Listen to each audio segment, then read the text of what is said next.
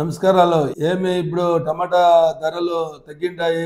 దానికి హలవారు కారణాలు ఉన్నాయి. బయట ఇంకా యథేచ్ఛంగా సరుకు టమాటా వస్తా ఉండే దాన్ని ఇంకా టమాటా ధరలు తగ్గింటాయి.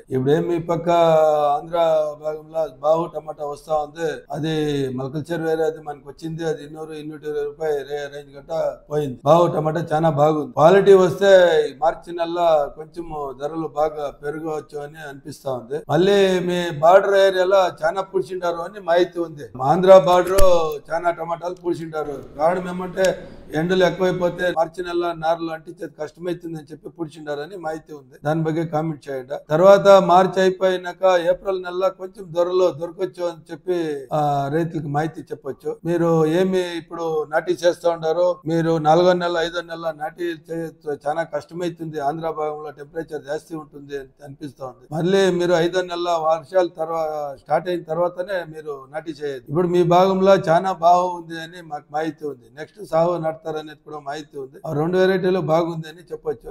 రైతులకు అందరికీ మంచిది కానీ మంచి ధరలు చిక్కినాయని ఆశిస్తాను. నమస్కారం.